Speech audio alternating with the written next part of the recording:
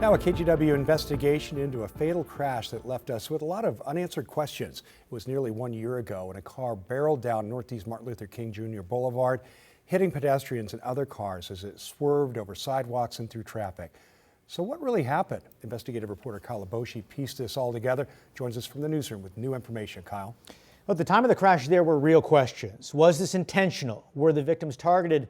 And why was the man driving so erratically? Well, newly obtained police reports and video show the driver's right prosthetic leg got trapped beneath or between the pedals, causing unintended acceleration. And we've learned the same thing had happened a few weeks earlier.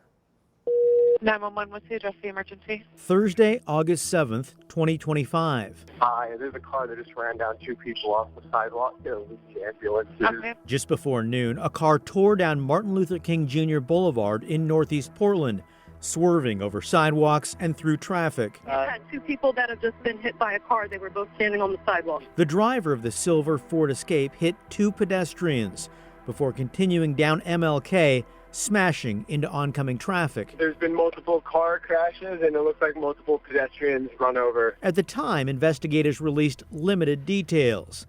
But after reviewing police reports, dispatch audio, and video footage, KGW determined what happened.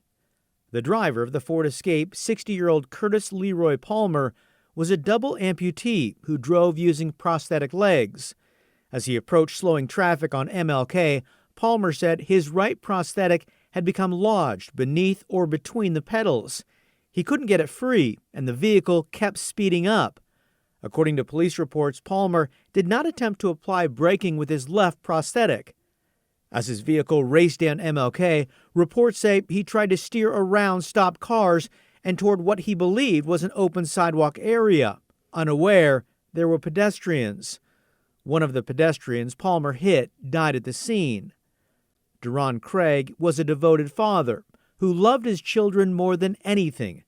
We spoke with his ex-wife a day after the crash. He always cooked for them, always played with them, always went to the park with them, rode bikes with them. Like, he was always up for doing what they wanted to do. Palmer told investigators he'd been involved in a similar incident 3 weeks earlier, when that same right prosthetic foot became trapped beneath or between the pedals, causing a minor rear-end crash in Gresham. Investigators say Palmer knew there was a problem, but continued to drive.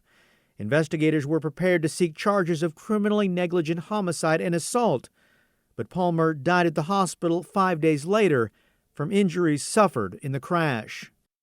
Palmer had a valid license according to police and was not impaired by drugs or alcohol. Investigators found he had no driving restrictions related to his prosthetic legs. In Oregon, having prosthetic legs alone doesn't trigger a DMV medical review. That only happens if a driver fails the driving test using the prosthetic or refuses to use it while driving. What an unusual case, Kyle. Thanks.